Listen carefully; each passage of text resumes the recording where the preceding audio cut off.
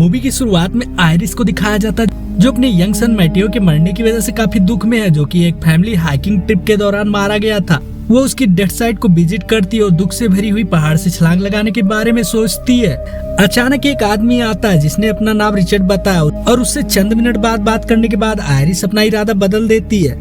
वो रिचर्ड के पीछे पीछे उसकी कार की तरफ जाते हैं, लेकिन वह उसे एक स्टंट डिवाइस से बेहोश कर देता है। फिर उसके हाथों और पैरों को जिप से टाइट बांध देता है और उसे अपनी कार की बैक सीट पर लिटा देता है। आयरिस होश में आती है और रिचर्ड उसे एक रिमोट केबिन में लेकर जा रहा होता है। उसे बताता है कि वहाँ वो पूरा वीकेंड एक साथ गुजारेंगे। आयरिस अपने रिस्ट पर टायर काटने के लिए अपने पॉकेट से नाइफ का यूज करती है और वो उसे रिचर्ड पर अटैक करती है, जिसकी वजह से कार क्रैश हो जाती है और दोनों के दरमियान फाइट भी होते हैं, लेकिन आयरिस किसी तरह से कार से निकल जाती है। रिचर्ड उसे बताता है कि वो फाइट के दौरान उसने उसे पैरालाइज करने वाला इंजेक्शन लगाया था जो उसे 20 मिनट के अंदर पूरी तरह से पैरालाइज कर देगा। आयरिस जंगल में भागती है। रिचर्ड बड़े आराम से उसका पीछा करता है क्योंकि वह जानता है कि इंजेक्शन जल्दी ही असर करेगा, लेकिन अब आयरिस का पैर धीरे धीरे जवाब देने लग जाता है। वो धीरे धीरे खुद को एक नदी की तरफ ले जाती है और पानी के बहाव के साथ बहने लग जाती है और बहते हुए बहुत दूर तक आ जाती है। उसके बाद वो किसी तरह धीरे धीरे घसीटते हुए सूखी जमीन पर आ जाती है। वहाँ पर बिल नाम का एक बूढ़ा आदमी अपने खेत की सफाई कर रहा होता है। बूढ़ा आदमी उसे देख लेता है।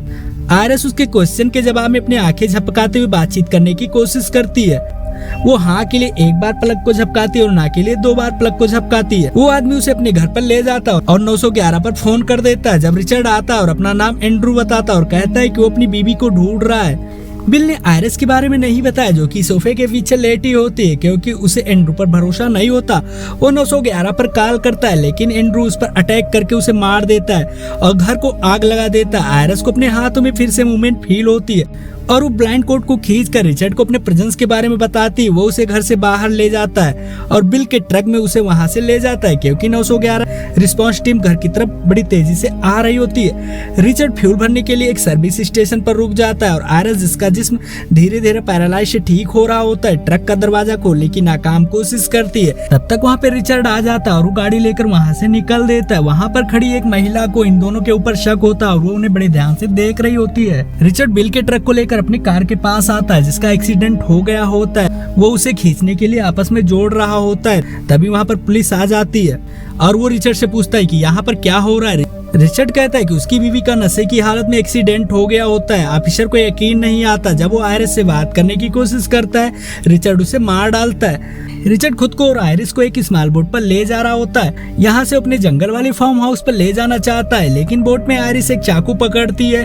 और रिचर्ड पर वार करती है और वो उसे बोट से नीचे गिरा देती है। वह दोबारा से बोट पर चढ़ने की कोशिश करता है, लेकिन आयरिस उसे गोली मार देती है, लेकिन इन गोलियों से बोट में भी होल्स हो जाते हैं। आयरिस तैरते हुए खुद को बाहर तक ले आती है। दूसरी तरफ उसे शोर होने पर वो देखती है कि नीचे एंड्रियो भी खुद को घसीटते हुए किनारे पर ले आता है। जब वो मर रहा होता है तो आयरिस उसके पास जाती है और उसको थैंक्स कहती है, क्योंकि रिचर्ड ही वो आदमी है जिसने आयरिस को मरने से बचाया होता है और उसे जिंदा रहने की ख्वाहिश जगाई होती है। इसी के साथ ये मूवी यहीं पर खत्म हो जाती है। इसकी IMDb रेटिंग 5.9 है और इसे नेटफ्लिक्स पे देखा जा सकता है। मूवी के रिव्यूज में आपको mostly not so bad, not too bad दिखेगा, क्योंकि इस मूवी से स्टार्ट से ही ज्यादा एक्सपेक्टेशन ना होने के बावजूद इस मूवी का एंडिंग बहुत ही जबरदस्त था।